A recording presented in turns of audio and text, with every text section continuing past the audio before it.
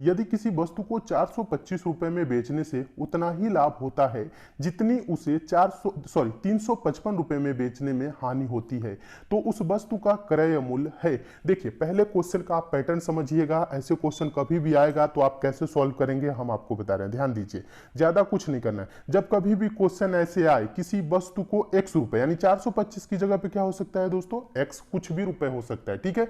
Value यहाँ पे जो मान है 425 की जगह कुछ भी रहे तो वहां पे मान लेते हैं x रुपए में बेचने से इस प्रकार से आए उतना ही लाभ होता है जितनी उसे 355, यानी कि 355 की जगह हम रख लेते हैं दोस्तों y रुपए में बेचने से हानि होती है, तो उस वस्तु का क्रय मूल्य कभी भी पूछे और बोले दोस्तों x रुपए में बेचने से उतना ही लाभ होता है जितनी उसे y रुपए में बेचने से हानि, ठीक है। इस प्रकार के कभी भी क्वेश्चन आए और x और y की जगह कोई भी मान दिया हो दोस्तों, तो डायरेक्ट क्रय मूल्य निकालने के लिए हम आपको फॉर्मूला बता रहे हैं x प्लस वाई बाई 2, ये फॉर्मूला है। इससे क्या होगा दोस्तों, डायरेक्ट क्रय मूल्य आएगा। कैसे आएगा हम आपको बता रहे हैं। x की जगह क्या रखेंगे दोस्तों, 425 रखेंगे, ध्यान दीजिएगा, और y की जगह क्या रखेंगे दोस्तों, 355 रखेंगे। दोनों को जोड़ देंगे और 2 से भाग कर देंगे, क्रय मूल्य आ जाएगा, ठीक है। तो 4 3 7 हो जाएगा और 55 और 25 दोस्तों जोड़ेंगे तो 80 हो जाएगा, यानी ये क्या हो जाएगा 780 और बटा क्या हो जाएगा दोस्तों 2 हो गया, ठीक है। तो 2 से भाग करेंगे तो 2 3 आई 6, 2 9 18, 390 रुपए। तो उस वस्तु का क्रय मूल्य दोस्तों क्या होगा, 390 रुपए होगा। आप चाहे तो दोस्तों चेक भी कर सकते हैं, 425 रुपए में मान लीजिए क्रय मूल्य 390 है, 425 में दोस्तों हम बेच रहे हैं, तो लाभ कितने का हुआ दोस्तों बताइएगा। 425 में से 390 घटाएंगे तो क्या होगा 35 रुपए, 35 रुपए का लाभ हो रहा है। अगर वस्तु का क्रय मूल्य ध्यान दीजिएगा 390 है, हम इसे 355 में बेचे तो हानि कितने का होगा दोस्तों बताइए। 390 में से क्या करिए 355 दोस्तों घटा लीजिए, यहां पे भी क्या होगा 35 रुपए की ही हानि होगा। यानी क्या हो रहा है दोस्तों, 425 रुपए में बेच रहे हैं तो हमें 35 रुपए का लाभ हो रहा है, और 355 में बेच रहे हैं तो हमें 35 रुपए का हानि हो रहा है। तो समझ में आया, जब कभी भी क्वेश्चन इस टाइप का है, किसी वस्तु को x रुपए में बेचने से उतना ही लाभ होता है जितनी y रुपए में बेचने में हानि होती है, और उस वस्तु का क्रय मूल्य पूछे तो फॉर्मूला हमेशा के लिए दोस्तों याद रखिएगा x प्लस वाई बाई 2 क्रय मूल्य के लिए, ठीक है। देखिए x प्लस वाई बाई 2 हम किए, डायरेक्ट आंसर आ गया 390। 390 किस ऑप्शन में देखेंगे, ऑप्शन नंबर सी में है, आपका ऑप्शन नंबर सी दोस्तों क्या हो जाएगा, सही हो जाएगा। एक बार और बताता हूं दोस्तों, इसके लिए पेन बिल्कुल भी नहीं उठाना है। जब कभी भी क्वेश्चन आए तो सिंपल भाषा में समझिए, 425 और 355 को जोड़ देंगे और 2 से भाग कर देंगे, आपका क्या होगा आंसर आ जाएगा। तो 400 और 300 जोड़ेंगे तो 700 हो जाएगा, और 25 55 जोड़ेंगे तो 780 हो जाएगा। 780 का दोस्तों आधा करेंगे तो 390 हो जाएगा, बिना पेन उठाए सॉल्व होगा, ठीक है। तो दोस्तों हम उम्मीद करते हैं आप इस प्रश्न को बहुत अच्छे तरीके से समझ गए होंगे, और इस टाइप के क्वेश्चन आपके एग्जाम में आएगा तो आप अच्छे से सॉल्व कर लेंगे, ठीक है। चलिए अब चलते हैं दोस्तों नेक्स्ट क्वेश्चन की ओर। अगला क्वेश्चन देखिएगा, दूसरा क्वेश्चन भी काफी इंपॉर्टेंट है, आसान तरीका बता रहा हूं, एक बार प्रश्न को ध्यान से देखिएगा। पूछा गया प्रश्न है दोस्तों, एक कक्षा में लड़कियों की संख्या लड़कों की संख्या से 5 गुनी है, निम्नलिखित में से कौन सी संख्या कक्षा के कुल बच्चों की नहीं हो सकती, ये बोल रहा है। तो ध्यान दीजिए, ज्यादा आपको कुछ करने की जरूरत नहीं है, ध्यान दीजिएगा। यहाँ पे क्या है दोस्तों, गर्ल और बॉयज का रेशियो दिया है। प्रश्न को समझिए, कॉन्सेप्ट क्लियर करिए, पूछा गया प्रश्न है और इसमें भी पेन उठाने की आपको जरूरत नहीं है। बोल रहा है लड़कियों की संख्या लड़कों की संख्या से 5 गुनी है। यहाँ पे हम ले लेते हैं गर्ल और ये है दोस्तों आपका बॉयज, ठीक है। अब यहाँ पे ध्यान दीजिए, बोल रहा है लड़कियों की संख्या लड़कों की संख्या से 5 गुनी। अगर लड़कों की संख्या 1 है तो लड़कियों की संख्या क्या है दोस्तों 5 गुनी है, तो 5 होगा। यानी रेशियो गर्ल और बॉयज का क्या है दोस्तों 5:1 है। समझ रहे ना, प्रश्न में देखिए कह रहे हैं लड़कियों की संख्या लड़कों की संख्या से 5 गुनी है, बोल रहा है, ठीक है। बोल रहा है निम्नलिखित में से कौन सी संख्या कक्षा के कुल बच्चों की नहीं हो सकती। यहाँ 4 संख्या दी है ऑप्शन में, ठीक है। इसमें से पूछ रहा है कौन सा नहीं हो सकता। तो सिंपल तरीका समझिए, ज्यादा आपको दिमाग नहीं लगाना है। 5 और 1 इन दोनों को दोस्तों जोड़ेंगे तो क्या होगा 6 होगा। रेशियो क्या हो गया 6। देखिए 6 से दोस्तों 35 में भाग जाएगा, नहीं जाएगा, ठीक है। ये वाला ऑप्शन आपका नहीं हो सकता। इसमें देखिए 6 से भाग करिए तो 6 चौको 24 चला जाएगा। इसमें 6 से भाग करिए 6 सत्ते 42 चला जाएगा। इसमें 6 से भाग करिए 6 पच्चे 30 हो जाएगा। यानी इसमें पूछ क्या रहा है दोस्तों, निम्नलिखित में से कौन सी संख्या कक्षा के कुल बच्चों की नहीं हो सकती। तो वो होगा दोस्तों ऑप्शन नंबर पहला, 35 नहीं हो सकता है। देखिए 24 कैसे होगा, थोड़ा सा ध्यान दीजिए। अगर हम इसको 6 से भाग करें हैं तो 6 चौको 24, यानी कि एक रेशियो बराबर क्या आया दोस्तों 4। तो यहाँ पे हो जाएगा गर्ल बॉयज की संख्या दोस्तों 4 और 4 बच्चे ये हो जाएगा 20। तो 20 और 4 जोड़ेंगे तो दोस्तों क्या होगा 24 होगा, समझ रहे हैं ना। इसी प्रकार से अगर 42 को देखें तो 6 7 42, समझिएगा। तो एक रेशियो बराबर दोस्तों 7 हो जाएगा, 5 रेशियो बराबर क्या हो जाएगा 35, और 35 साथ जोड़ेंगे तो 42 होगा, समझ रहे हैं। ये भी हो सकता है। 30 को देखेंगे तो 6 5 30, एक रेशियो बराबर दोस्तों 5 और 5 रेशियो बराबर क्या होगा 25, 25 और 5 जोड़ेंगे 30 होगा। लेकिन दोस्तों ये जो 35 है ना, इसमें 6 से भाग नहीं जा रहा है, इसलिए दोस्तों ये जो कक्षा है दोस्तों को, जो ये क्लास है, इसमें कुल बच्चों की संख्या 35 बिल्कुल भी नहीं हो सकता, क्योंकि इसमें रेशियो बनेगा ही नहीं 5:1 का, ठीक है। इसमें रेशियो नहीं बनेगा, इसलिए आपका आंसर दोस्तों क्या होगा, ऑप्शन नंबर कौन सही होगा दोस्तों, ए सही हो जाएगा। देखिए ज्यादा कुछ नहीं करना है, बस हम आपको समझाने के लिए लिखे हैं। यहाँ पे गर्ल है और बॉयज का रेशियो दिया है, क्या रेशियो था दोस्तों, यहाँ पे बोल रहा है दोस्तों लड़कियों की संख्या लड़कों की संख्या से 5 गुनी है, यानी कि लड़कों की संख्या 1 है तो लड़कियों की संख्या 5, 5 1 6। अब बस आपको करना है दोस्तों, देखना है किस ऑप्शन में 6 से भाग नहीं जाएगा, ऑप्शन नंबर पहले में नहीं जाएगा, यही आपका आंसर होगा। यानी कक्षा के कुल बच्चों की संख्या ये नहीं हो सकता। अगर हो सकता वाला बोलता तो दोस्तों क्या होता, एक ही कोई कटता, ठीक है, समझिएगा। दो टाइप के क्वेश्चन बनते हैं, तो यहाँ पे ऑप्शन नंबर आपका ये क्या हो जाएगा, सही हो जाएगा। तो क्या दोस्तों इसके लिए आपको पेन उठाने की जरूरत है, बिल्कुल भी जरूरत नहीं है, एक्स मानने की भी जरूरत नहीं है। और हम उम्मीद करते हैं दोस्तों आप इस प्रश्न को बहुत अच्छे तरीके से समझ गए होंगे, और आपके एग्जाम में ऐसा क्वेश्चन आएगा तो आप सॉल्व भी कर लेंगे, ठीक है। चलिए अब चलते हैं दोस्तों नेक्स्ट क्वेश्चन की ओर। अगला क्वेश्चन देखिएगा, तीसरा क्वेश्चन भी काफी इंपॉर्टेंट है, आसान तरीका बता रहा हूं, प्रश्न को एक बार ध्यान से देखिएगा।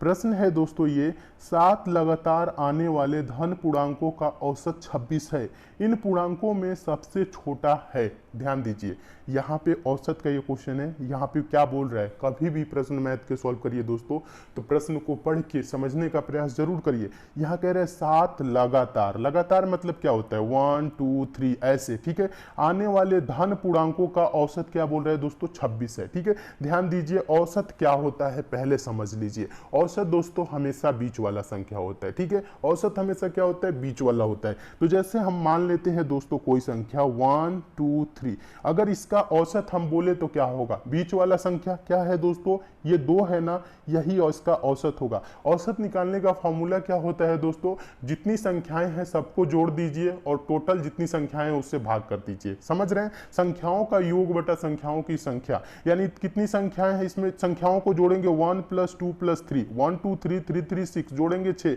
टोटल कितनी संख्याएं हैं 3, 3 से भाग कर दीजिए तो क्या आएगा 2। ये क्या हो गया आपका औसत हो गया। अभी हम आपको बोले क्या दोस्तों, औसत हमेशा बीच वाला संख्या होता है, अभी यही तो बोले, बिना निकाले भी हमें ही बोले थे।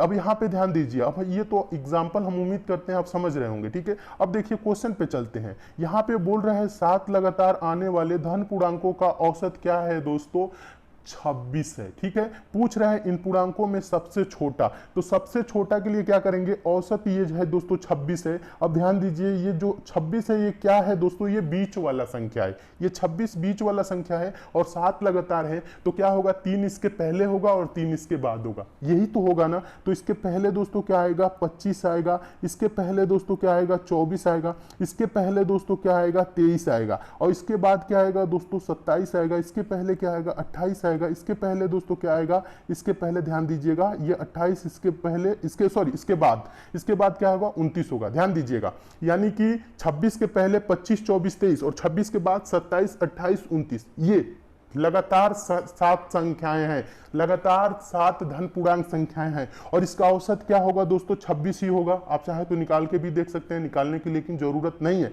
और पूछ क्या रहा है दोस्तों, पूछ रहा है इन पूर्णांकों में सबसे छोटा बोल रहा है, तो क्या होगा दोस्तों 23। ये जो 23 है ना दोस्तों, ध्यान दीजिएगा, यहाँ पे जो 23 आपको दिख रहा है, ये 23 दोस्तों, यही आपका क्या होगा सबसे छोटा। और अगर सबसे बड़ा पूछे तो क्या होगा दोस्तों 29 होगा। अगर दोनों संख्याओं का कभी कभी योग भी पूछ लेता है तो 23 29 जोड़ लेंगे, कभी कभी अंतर भी पूछ लेता है तो 29 में से 23 घटा देंगे।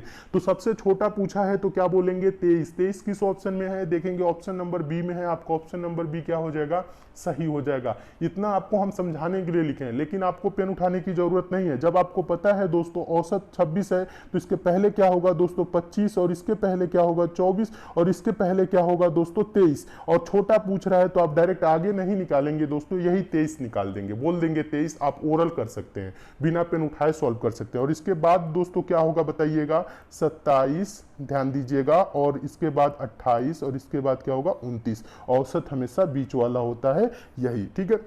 तो हम उम्मीद करते हैं दोस्तों आप इस प्रश्न को बहुत अच्छे तरीके से समझ गए होंगे। देखिए 23 किस ऑप्शन में, देखेंगे ऑप्शन नंबर बी में, तो आपका ऑप्शन नंबर बी क्या हो जाएगा, सही हो जाएगा, ठीक है। क्वेश्चन दोस्तों आपको अच्छा लग रहा है, समझ में आ रहा है, तो वीडियो को लाइक और शेयर दोस्तों जरूर करिए। और चैनल पे दोस्तों आप लोग नए हैं तो चैनल को जरूर सब्सक्राइब कर लीजिएगा, नोटिफिकेशन बेल को भी दोस्तों ऑन कर लीजिए, ताकि आगामी एग्जाम के लिए हम जितने भी इंपॉर्टेंट वीडियो दें उसकी आपको नोटिफिकेशन मिले। अभी तक नहीं जुड़े हैं दोस्तों इस चैनल से, जरूर जुड़िए, इस चैनल से आपको बहुत लाभ मिलेगा। चलिए नेक्स्ट क्वेश्चन देखते हैं। अगला क्वेश्चन देखिएगा, चौथा क्वेश्चन है, सिंपल तरीका बता रहा हूं, पहले एक बार प्रश्न को ध्यान से देखिएगा। प्रश्न है दोस्तों 26 मीटर पर सेकंड की गति से चल रही 800 मीटर लंबी एक ट्रेन कितने समय में 500 मीटर लंबे एक सेतु को कितने समय में पार कर लेगी। देखिएगा यहां पे बोल रहा है, अब ध्यान दीजिए, प्रश्न में ज्यादा कुछ नहीं है, प्रश्न को पहले समझिएगा।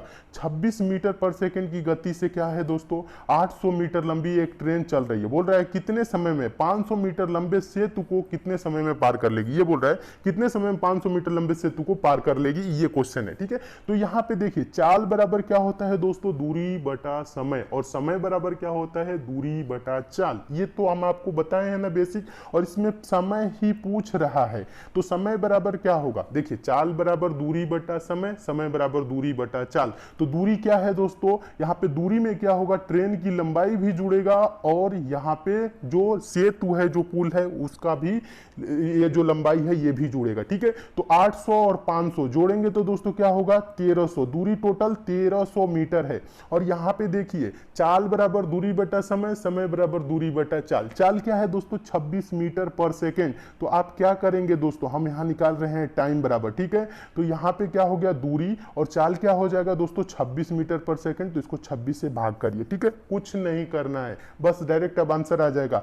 26 पच्चे क्या होता है 130 होता है। अब यहाँ पे ध्यान दीजिए 50 आया, यानी टाइम क्या आ गया दोस्तों 50 सेकेंड, यही आपका 50 सेकेंड क्या आया है दोस्तों, ध्यान दीजिएगा 50 सेकंड आपका आंसर हो गया, ठीक है। देखिए 50 सेकंड किस ऑप्शन में है, देखेंगे ऑप्शन नंबर आपका बी में दिया हुआ, तो आपका ऑप्शन नंबर बी दोस्तों क्या हो जाएगा, सही हो जाएगा। तो दोस्तों हम उम्मीद करते हैं आप इस प्रश्न को भी बहुत अच्छे तरीके से समझ गए होंगे, और इस टाइप के भी क्वेश्चन आपके एग्जाम में आएगा तो आप अच्छे से सॉल्व कर लेंगे, ठीक है। चलिए अब चलते हैं दोस्तों नेक्स्ट क्वेश्चन की ओर। और एक बात और बता दूं दोस्तों, अगर आप मैथ बेसिक से जीरो लेवल से और चैप्टर वाइज पढ़ना चाहते हैं तो सेकंड वाले चैनल दोस्तों एग्जाम फिनिशर से आप लोग जरूर जुड़ जाइएगा। एग्जाम फिनिशर का लिंक दोस्तों हम नीचे डिस्क्रिप्शन बॉक्स में दे दिए हैं, आप चाहें तो यूट्यूब पे भी सर्च कर सकते हैं एग्जाम फिनिशर, उस चैनल पर जाकर दोस्तों चैनल को जरूर सब्सक्राइब कर लीजिए, नोटिफिकेशन बेल को भी ऑन कर लीजिए। उस चैनल पर दोस्तों बेसिक मैथ पार्ट 1 से लेकर पार्ट 5 तक हम कंप्लीट किए हैं, जिसमें सारे बेसिक कॉन्सेप्ट क्लियर किए हैं। उस चैनल पर दोस्तों हम आपको बता दें परसेंटेज की भी फुल क्लास है, तो उस चैनल से जुड़ के आप लोग लाभ जरूर उठाइए।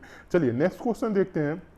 अगला क्वेश्चन देखिएगा, पांचवा क्वेश्चन हम आपको बता दें दोस्तों मोस्ट इंपॉर्टेंट क्वेश्चन है। ऐसे प्रश्नों को सॉल्व करने के लिए भी आपको पेन उठाने की जरूरत नहीं है, और पूछा गया प्रश्न है, ऐसे प्रश्न हमेशा एग्जाम में पूछे भी जाते हैं। देखिए प्रश्न बोल रहा है दोस्तों x की उम्र 36 वर्ष एवं y की उम्र 16 वर्ष है, कितने वर्षों में x की उम्र y की उम्र की दोगुनी होगी, ठीक है, ये बोला है। ध्यान दीजिए यहाँ पे क्या है, प्रश्न में दो लोग हैं, कौन कौन है दोस्तों, एक है x, दूसरा है दोस्तों y, ठीक है। दूसरा क्या है यहाँ पे ध्यान दीजिए, दूसरा है आपका y है, यहाँ पे मैं साफ से लिख देता हूँ, एक बार ध्यान दीजिए, एक x है, दूसरा क्या है दोस्तों आपका ये y है, ठीक है।